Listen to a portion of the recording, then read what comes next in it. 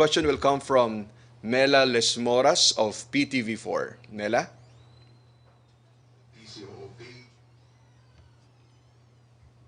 Mela? Please unmute. Okay. Mela, hindi ka pa rin po namin naririnig.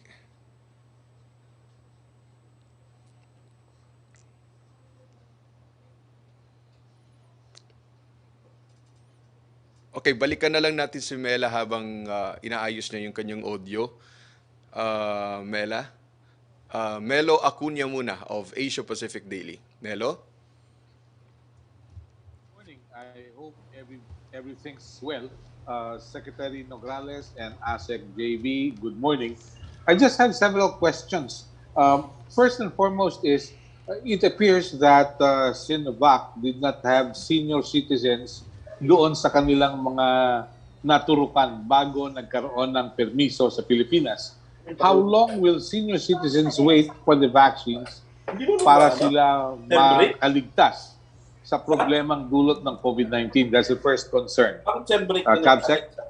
Yes, well, ang proseso kasi natin sa IATF at sa pamahalaan ay we will leave it to the NITAG to give us their recommendations in terms of anong brand ng vaccine ang pwedeng gamitin sa anong sektor ng population, maging yung sa prioritization ng sectors ng population.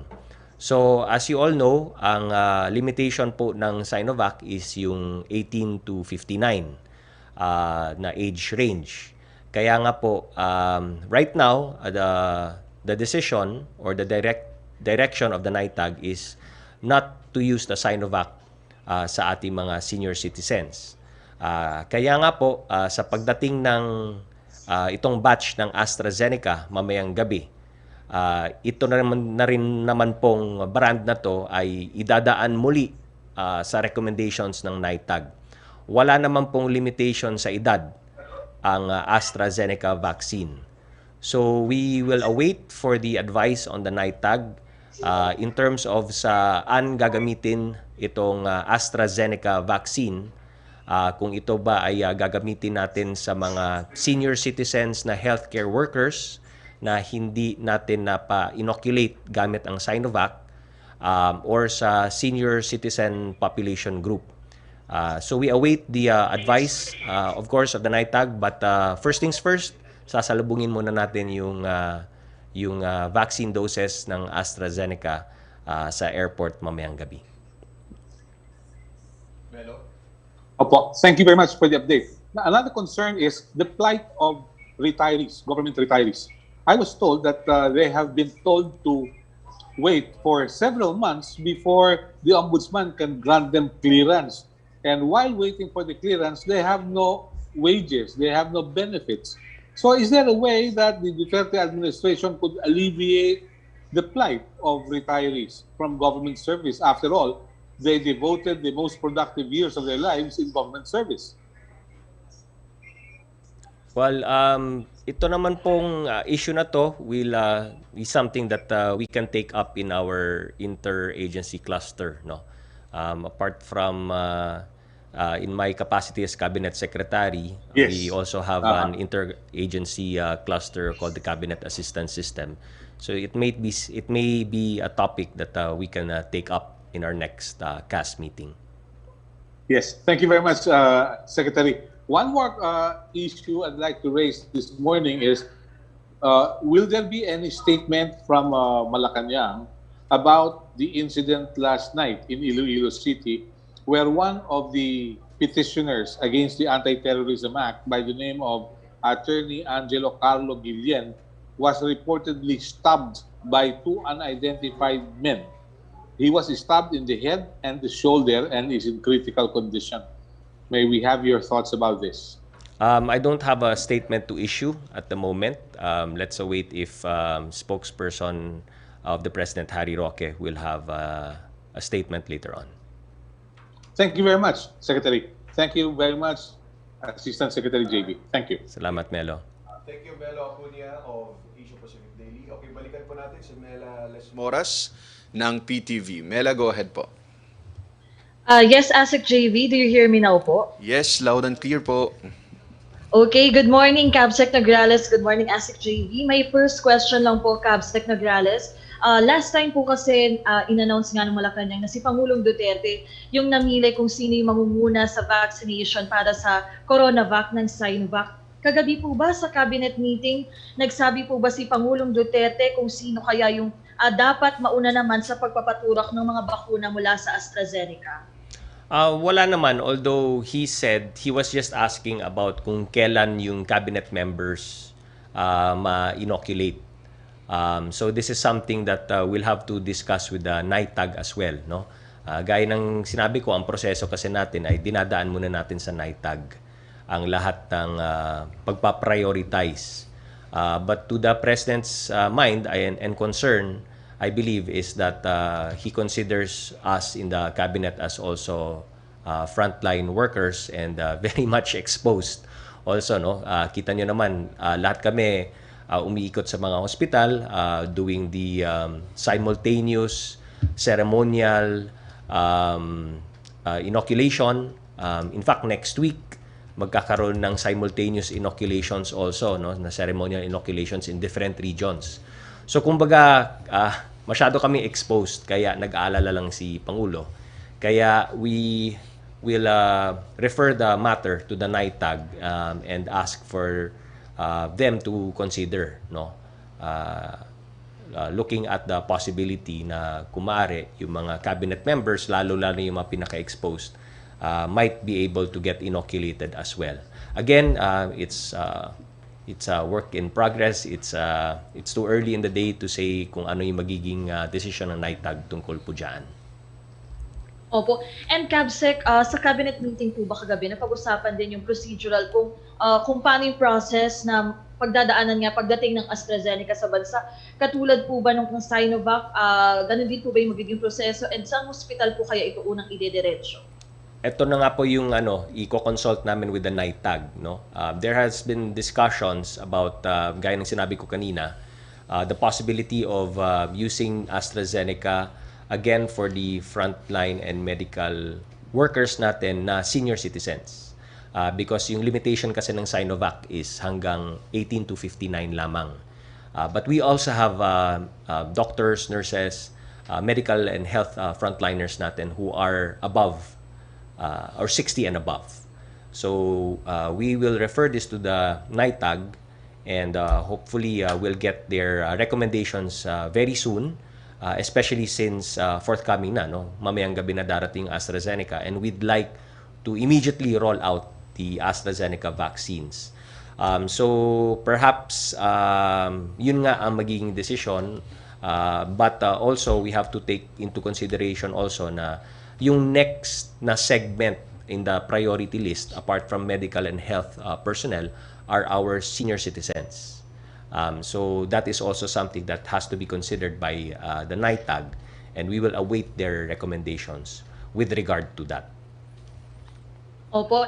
And my last question, Cabsec, kasi nabanggit nyo kanina na makaka-assure yung ating mga kababayan na hindi mawawalan ng supply ng tubig kahit ngayong summer. Pero alam naman natin, kapartner ng tubig ay kuryente. Napag-usapan nyo rin po ba yung electric supply po natin? And bukod po sa mga nabanggit nyo, ano po kaya yung mga napahapyawan pa na issues sa cabinet meeting?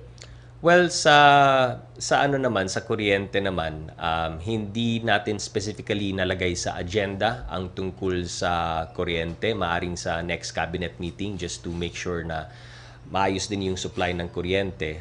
No indication was made by Secretary Cusi at ng Department of Energy, even in the last cabinet meeting na napag-usapan ang tungkol sa lifeliners naman po, no? So no indication was made na magkakaroon tayo ng problema sa kuryente. But just the same, we'll take a look if it's something that DOE will wish to discuss in the next cabinet meeting. Iba pang pag-usapan ni Pangulo, basically more on the concern about the vaccines, and that he wishes to continue with our development efforts, especially sa mga far-flung barangays, no? Sa mga geographically isolated areas, sa mga areas na nangangailangan ng development. He said that now is a right time for us to get also the support ng mga pagbibigay ng suporta sa mga barangays na nangangailangan ng developmental support from the government. Okay, thank you so much, Cabsec Nograles, Asset JV. Thank you, Mela Lesmoras of PTV. Questions from Tina Mendez of the Philippine Star. With the vaccine rollout, when will the IATF allow children age 14 below and senior citizens to go out their homes for leisure and travel purposes? What will be the considerations for the government to lift the ban? Thanks. Well, sa travel and leisure, no, this is something that the President has already delegated to the Department of Tourism, and the Department of Tourism now is very busy in creating tourism and travel bubbles in different parts of the country. But the DOT can only do so much because lahat naman yan ay nakalatag na and they're ready to partner with the LGUs. So necessarily, we will need the LGUs to say yes to the DOT. But as soon as the LGU agrees to create a travel and tourism bubble in their locality, the DOT is ready to work with them and create that travel bubble. So it's really a partnership, no? The DOT cannot do this unless the LGU accepts the help of the DOT and collaborates with the DOT in that regard. Napag-usapan din muli yung kagabi yung tungkol sa face-to-face classes, no? So again, the President reiterated his stand that he wants to see a more rigorous, a more widespread rollout of the vaccination program. Ang sabi nga niya is that unless he sees about, he gave a figure like 2 million vaccines being rolled out, no, as a start, then that's when he will start reconsidering about itong pagbubukas more openly ng ating GCQ areas, to consider again putting it under MGCQ, and dun sa limited face-to-face classes. Ang napagkasunduan kagabi is that yung limited face-to-face classes are only will only be pilot classes to be selected very carefully by the Department of Education. Doon sa mga areas na mababa ang transmission rate ng COVID, na mababa ang kaso ng COVID. So these are just pilot, limited, face-to-face classes. And in fact, even some private schools have also reached out to DepEd and asked also that kung maaring sumama rin sila sa mga pilot programs ng DepEd for limited face-to-face classes. But again, the President still wants to see a more massive vaccination rollout for him to gain enough of that, yung kumbaga yung kumpiyansa, tumaas yung kumpiyansa niya na pwede nang mag-open ng limited face-to-face classes ang DepEd. Maging dun sa mga GCQ areas na bubuksan muli for MGCQ. Thank you, Cabsec. Questions from Heidi Sampang of DZAS. Ano po ang posisyon ng Malacanang sa no vaccine, no work policy? Ipagbabawal ba ito ni Pangulong Duterte? Si Pangulong Duterte has always said, no, na hindi natin ipipilit ito, yung vaccine sa ating mga kababayan. So, walang pilitan yan. Although, syempre, tayo po ay laging nananawagan sa ating mga kababayan. At sa nakita naman po natin, tumataas naman po ang kumpiyansa ng mga kababayan natin habang nagro-roll out tayo ng vaccines. Sa una nga po, may mga agam-agam pa maging sa health and medical sector po natin. Hindi naman po lahat ng mga healthcare workers on day one ay agad na pumayag, no? Pero habang nagro-roll out ng vaccine at naumpisa na nga po, tumataas din yung kumpiyansa ng ating mga healthcare workers. Kaya nga po marami na rin pong mga hospital, maging ang private hospital, ang nag-reach out ngayon sa mga vaccine cluster head at ang ating vaccine cluster na humingi rin sila ng kanilang allocation. So maging yung demand for the vaccines ng Sinovac ay naging mataas na maging sa mga healthcare workers. So ganoon din po ang mangyayari for the rest of the population. Habang nakikita nila at kami nagpapasalamat ng lubos sa media, no, sa wide coverage, pagko-cover ninyo ng lahat ng ginagawa nating vaccination rollout. Dahil nakakatulong din ito in terms of transparency at nakikita ng ating mga kababayan na maganda naman ang rollout. Mabisa, safe at wala naman nakikitang really fatal na adverse effects. May mangilan-ilan dyan pero very, very, very minor. Kaya nga po, again, walang pilitan para kay Pangulong Duterte. Although, talagang ine-encourage niya at ine-encourage ng buong gobyerno ang lahat ng mga kababayan natin na pagdating ng oras, takdang oras na kayo na rin po ay susunod at nasa linya na nga po na papabakunahan, tanggapin po natin ito ng buong loob at walang pag-alinlangan. Next question will come from Trish Terada of CNN Philippines. Trish? Hi, good morning, Capsec Morning, Trish. and ASIC JV. Sir, first question, just a clarification. So by mentioning this limited face-to-face classes, you mean you're just saying this as a proposal of DepEd, no? But it isn't necessarily happening soon until mangyari yung 2 million vaccination rollout. That was the indicative number that the president mentioned, no? It's something that he is, well, to us it means like it's like a baseline for him, no? Unless he sees that going on, then that's the only time that he will start considering it. On whether or not he wants a bigger number of a rollout, well, it's really up to him to decide. But it was well explained naman na this is limited, it will be piloted. There are a number of schools and LGUs that have already agreed. There are a number of public schools, principals, the parents, the teachers, the students even who have agreed to be part of the pilot.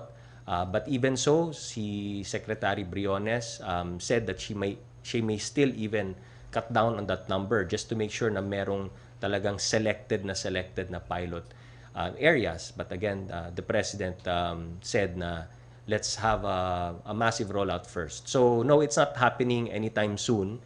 But we expect, no, to have a lot of we're already 600,000 vaccines from Sinovac. We're receiving almost 500,000 from AstraZeneca.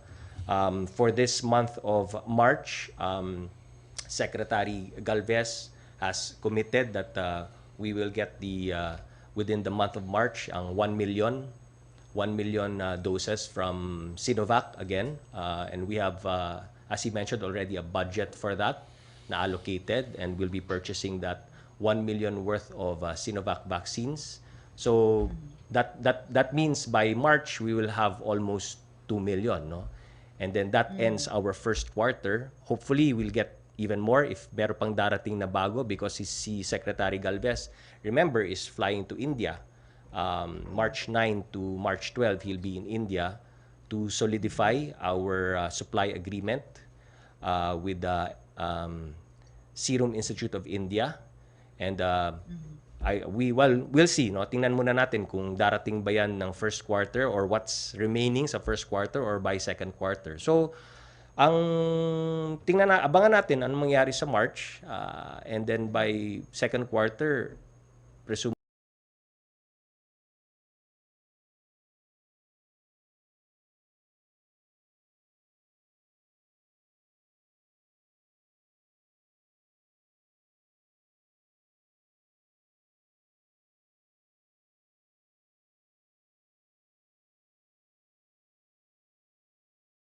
Yan, sir, hindi pa po, not necessarily, or from it, what I understand, NITAG po yung magde-decide. Pero napag-desisyonan po ba kung bukas na rin po ba yung rollout ng AstraZeneca? Like for example, Sinovac, pagkadating, kinabukasan rollout agad?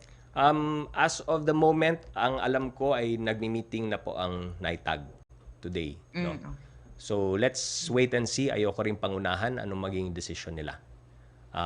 Sir, abangan na lang Sir, natin. napag-usapan po ba sa sa cabinet meeting last night, yung South African variant, kung ano po yung magiging steps? What was the initial impression of the President? How does the government plan to contain it? Kasi sinasabi po na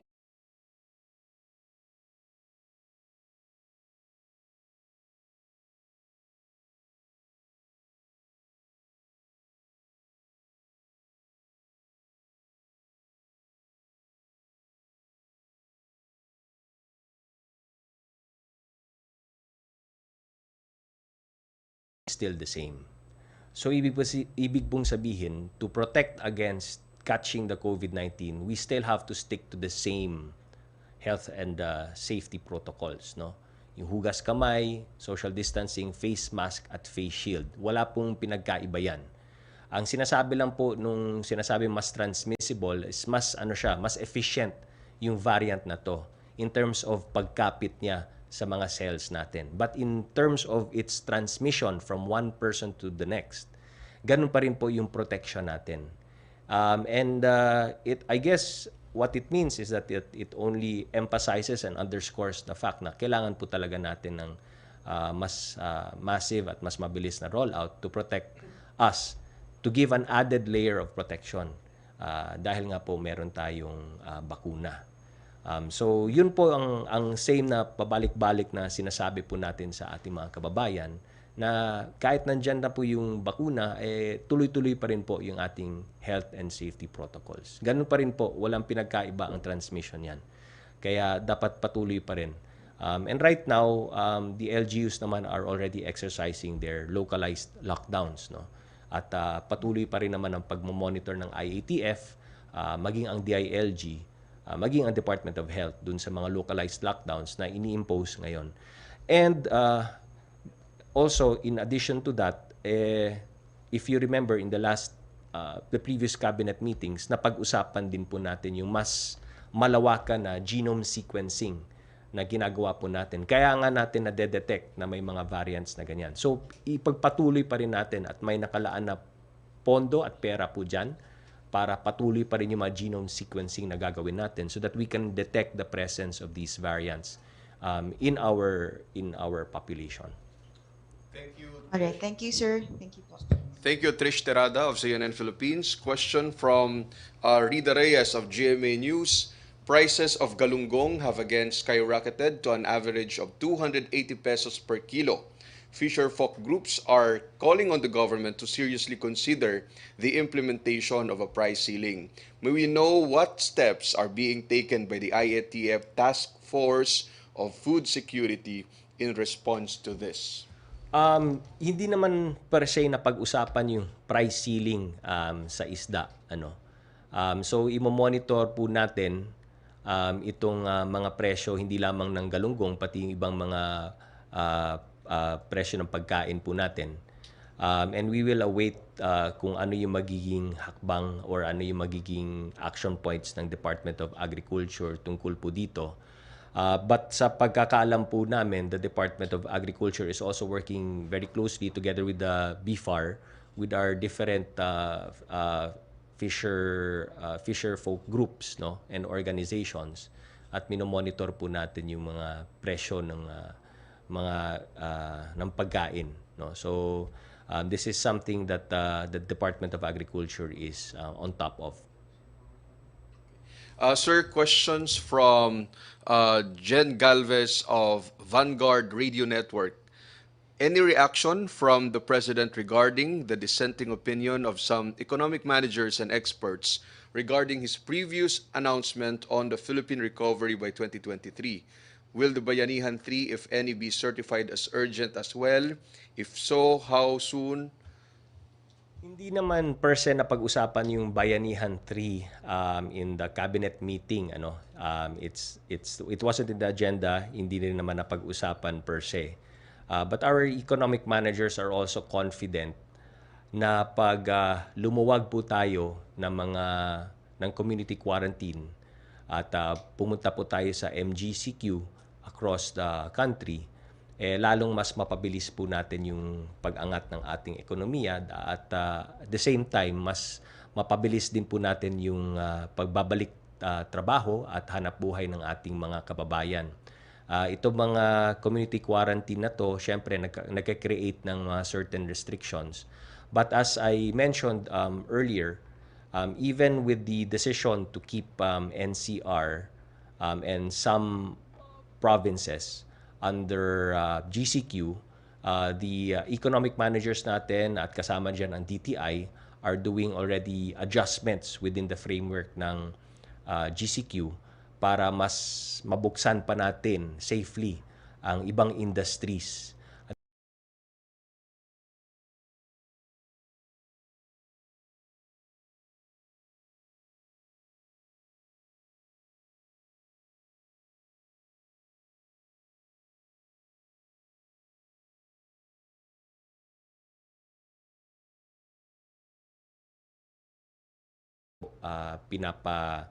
Hindi pa binubuksan yung mga industriya na yan, limited pa po. But again, like I said, in the DTI, what the DTI is doing is in areas that are currently in GCQ, may mga Category 4 industries na nililipat na po sa Category 3 para mas mabubuksan pa natin ng mas maluwag ang mga industriya na yan para makabangon sila at makapagsimula muli ng kanilang negosyo at makakapag-hire na naman po ng mga workers para po doon. Sec, questions from Sam Medanilia of the Business Mirror. May nabanggit na po kaya kung kailan mag-start ang construction ng Kaliwa Dam Project? Yung sa Kaliwa Dam Project, right now, ang status po niyan is that actually we are awaiting, we expect the arrival of the tunnel boring machine in May of 2021. So pag dumating po yung tunnel boring machine ay mas mapapabilis po natin, mas makikita natin na mas mabilis na yung pag-usad ng project. So of course we understand, we know that the completion date, target date ng completion nito is 2025. But umaasa tayo dito because if this is successful and we complete it by 2025, malaki po magiging masusupply nitong tubig dito sa Metro Manila.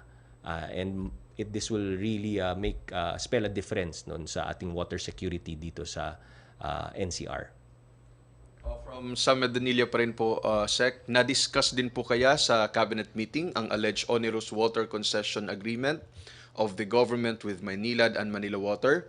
If yes, may na-complete na po kaya ang new service agreements na ipipresent sa both companies for their consideration? Yes, abangan natin ang latest developments tungkol dito. Pero yung inatasan ni Pangulong Duterte to work out the new concession agreements or the proposed concession agreements are already within their final stages, parang finishing touches na lang po. At pagkatapos po niyan, kung yung grupo o yung mga nautusan or inatasan ni Pangulong Duterte to negotiate, no, or renegotiate at finalize these new water concession agreements, they know what to do. Alam na po nila kung ano yung kailangan nilang gawin. Pero ang report po kagabi ay halos patapos na. Ang finishing touches na lang po dun sa agreements na yan. At abangan na lang po natin yung mga susunod na developments tungkol po dyan. Next question will come from Dreo Calonzo of Bloomberg. Dreo? Hi, good morning, Secretary. Sir, you mentioned earlier in your opening statement that 189,000 of the Sinovac, of the 600,000 Sinovac vaccines have been delivered. So we still have almost 2/3 na naka-store. So is this a good enough pace? And then also, what's causing the bottlenecks, and how do we plan to speed up the deliveries po to our hospitals? Hindi naman. Wala naman delay. That's just a report of where we are now. In fact, today, tomorrow, the day after, the next day, tuloy-tuloy pa rin yung pag-roll out natin at pagde-deliver. So in terms of bottlenecks, wala naman kaming nakikitang bottlenecks. In fact, ang instruction nga po is as soon as it is delivered to already begin the inoculation and vaccination process. Do not wait anymore for us. Yung pagpupunta nang namin sa mga hospital at nagkakaroon tayo ng mga seremonyas, those are just ceremonial kumbaga vaccinations. But even before the ceremony, even before that symbolic na pagtuturok, nagkakaroon na po ng vaccination doon. So we're just there to do the programs, just to kumbaga signal and have a ceremony. But ang instructions po is as soon as it's delivered, umpisahan na po. So next week, we will see simultaneous ceremonial vaccinations in the CAR region, Region 1, Region 3, Region 4A, Region 4B, Region 5, Region 6, Region 8. That's for Monday only of next week. And then, of course, Tuesday, we'll go to the other regions. But as we speak, like I said, ngayon pa lamang po, dinedeliver na po ang mga Sinovac vaccines to the different hospitals, the different regions ng buong kapuluan. So, wala pong delay, wala pong naantala. Sir, in terms of storage, do we have enough capacity to accommodate these vaccines as our stockpile increases? So may paparating tayo na almost 500,000 and then meron pa tayo nilalakad na 1 million from Sinovac. So kaya po ba yun? Yes, kayang-kaya naman. During this whole time na hinihintay natin yung pagdating ng mga vaccines, lahat ng simulation, exercises, lahat ng preparations on the ground, at kasama dyan yung pag-inventory natin ng mga storage facilities, refrigerators, cold storage facilities, ultra-cold storage facilities ay ginawa po natin. So naka-inventaryo naman po lahat. Naka-simulate na lahat na po na master listing nagawa na po natin. So we're very, very prepared, no, down to the regions, regional level, local government level. Lahat naman po tayo ay prepared dito. May also add na it's not something new to us. Yung vaccination and immunization program has long been conducted by the different LGUs. Kanya lamang, yung immunization program na ginagawa natin sa mga kabataan, yung kontra polio, kontra tigdas, kontra measles, at iba pang sakit, ginagawa naman po natin yan yearly. So,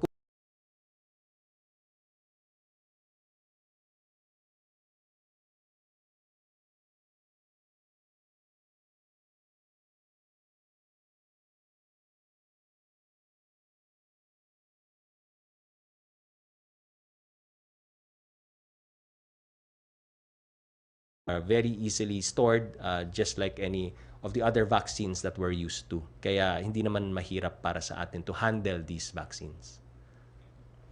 Sir, did the President give any new indications or order regarding the opening up of the economy or the shift to MGCQ, given that that desired number of FIS, yung 2 million, seems to be very possible to be hit this month dun po sa ating cabinet meeting, sir? Sabi niya gusto niya talaga. He really wants to. Kumbaga, number one, the first thing is that he's very happy na with the rollout, with what's happening sa rollout. He wants to see more happening as a challenge to all of us na gusto niya makita na mas malawak pa na rollout, and he's very happy obviously to receive the next batch of vaccines, itong AstraZeneca tonight. So that gives even more confidence, no? Mas tumataas ang kumpiyansa ni Pangulo. At gaya nga sabi ni Secretary Charlie, within the month of March also, we'll be getting our 1 million doses ng Sinovac. So mas napapataas pa lalo yung kumpiyansa ni Pangulong Duterte. So I foresee this to be something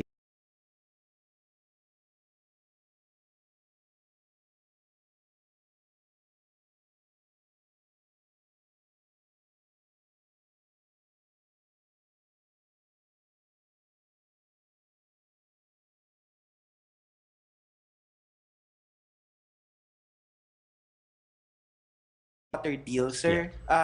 You said finishing touches na lang. Is this the final draft? I mean, there was an initial draft before, according to the DOJ. So, itong sinasabi nyo na finishing touches to the final draft already of the new contracts. Thank you, thank you. Parang gano'n na nga, finishing touches na lang eh. So, I think this would be what will be being that is being finalized. This is being finalized. Finishing touches na lang. Then after that, yun na, yung pakikipag-negotiate na. Thank you, Dreo Calonzo of Bloomberg. Questions from Tina Mendez. Regulators in Europe are at odds over whether the Oxford AstraZeneca vaccine should be given to the elderly. Poland only recommends for those young.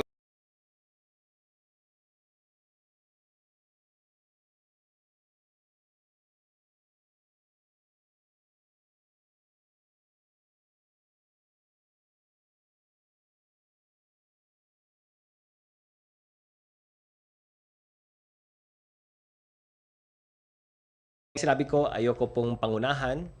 Yung magiging desisyon ng NITAG, alam ko po ay nagmi-meeting sila ngayon in anticipation of the arrival ng AstraZeneca vaccines. Sila po yung mga eksperto, sila po yung mga dalubhasa, sila yung mga eksperto, sila yung mas nakakaalam. Lahat naman po ito ay dumadaan sa kanilang pagsusuri, yung pag-aaral nila, yung pagtingin nila mga datos, pag-consider din po ng ating FDA, FDA na inapprove po ng ibang bansa. Lahat po yan ay hawak po ng ating NITAG, maging ang ating FDA. At lahat naman po yan ay magiging ifa-factor in sa kanilang pagdedesisyon. Kami naman po ay abangan namin, hintayin po namin kung ano yung maging final recommendation sa atin ng ating NITAG. Next question will come from Big J Lagang of PTV Davao. Hi po, good morning. May buntag. Can you hear me po? Ay, may buntag. Yes, hi Kabsek, may buntag. Sir, klaruhin lang natin, no? Kasi some of domestic travelers are may interpretation sila na parang useless yung nilabas na directives ng IATF on travel, parang travel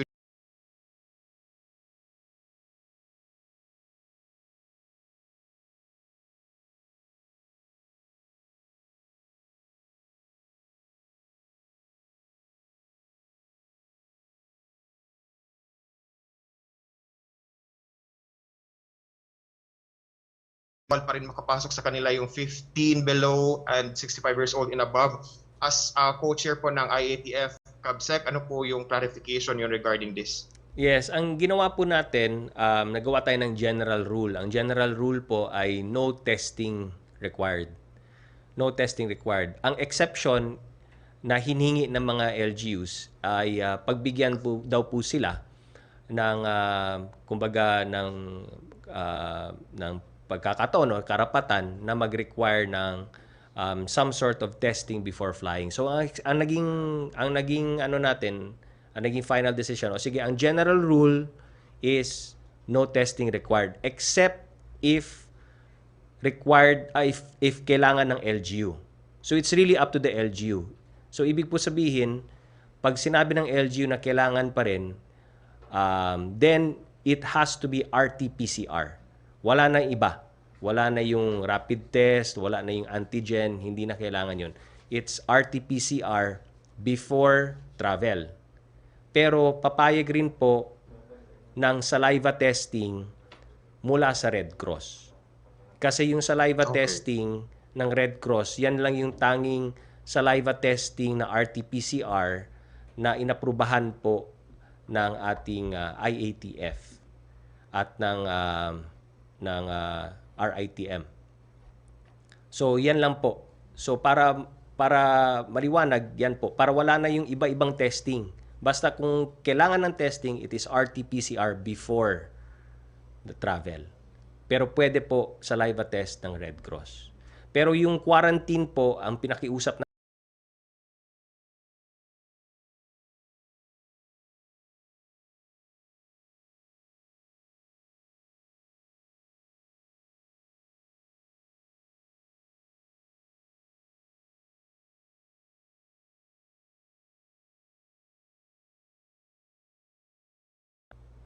Kasi nga may symptoms, checking ka at makita mo na may sintomas, so syempre yung first line of defense mo is to quarantine the person, the individual, at i-test mo just to find.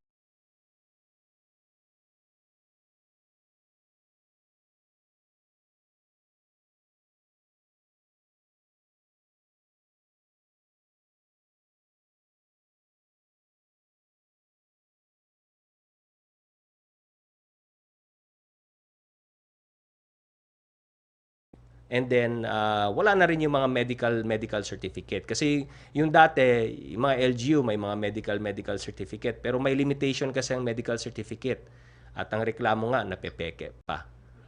So yun na po, yun ang pag-standardize natin nung ating procedure at protocol for travel domestic. Okay, kasi yes, you've mentioned, Kabsec, no, wala na yung travel authorities from COVID Shield and also health certificates. Pero nagiging hindrance pa rin sa travel yung iba't ibang QR code system na ipinapatupad ng LGUs. May mga napapag-usapan ba as to measures na gawing general QR code system na siguro ang ipapatupad ng mga LGUs po? Yes.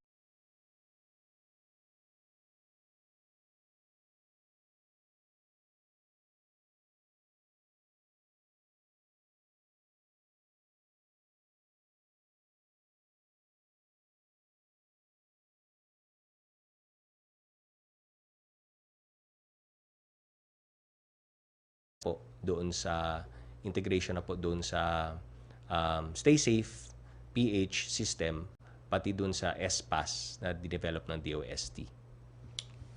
Thank you. Additional ko lang, Kabsec, one more thing po. Kabsec, ano lang po yung parang directive nyo since ito na, nagsimula na tayo ng rollout, and ano po yung parang directives nyo sa mga LGUs on how to prepare their areas once na dumating na yung vaccines din sa kanila para mabigyan din yung mga nasa priority list ng vaccination program ng government po? Yes, sa mga LGUs, alam po natin na ito yung prepare na po natin. Matagal na po yung paghahanda natin para dito. Yung mga simulation exercises, yung pag-submit nyo ng mga master listing, at lahat ng mga preparations on the ground na hiningi namin sa inyo, na nakita naman po natin na buong-buong na preparations na ginagawa ninyo. Ito na nga po ang pag-rollout natin ng vaccination. Ito na yung actual, hindi na po to simulation. Kaya I'm very confident na lahat ng LGUs natin ay handa na.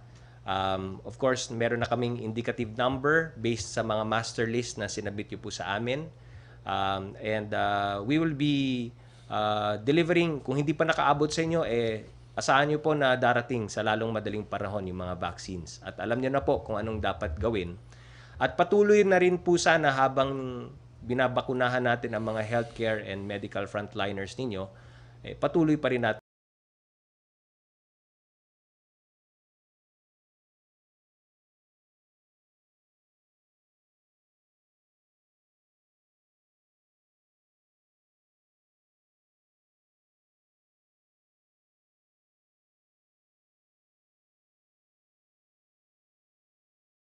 ng kanilang mahal sa buhay at sa kaligtasan ng buong sambayan ng Pilipinas. Thank you, Big J Lagang of PTV Davao. Thank you. Last questions will come from June Caniete of TechCast Media Hong Kong. June? Hi, can you hear me? Yes, Is sir. it clear? Yes, sir. Yeah. Good morning, Capsec, Nograles, and ASEC JB. Thanks for having me. My question is with regards to the rollout. We here in Hong Kong received the Sinovac, I think a little over a week compared to the Philippines. And 2 days later, the whole cabinet of Chief Executive Carrie Lam made a public display of getting the jab. To boost the confidence of the public to go through the vaccination also. So my question is there such a plan with regards to the department heads in the Philippines to do the same public display of confidence with regard to Sinovac vaccine. In terms of willingness, we're all willing. All of us in the cabinet, we're willing if it is something that will really help boost up the confidence level. But again, we defer to the decision of our NITAG, our National Immunization Technical Advisory Group. Given that we have limited stock right now in this first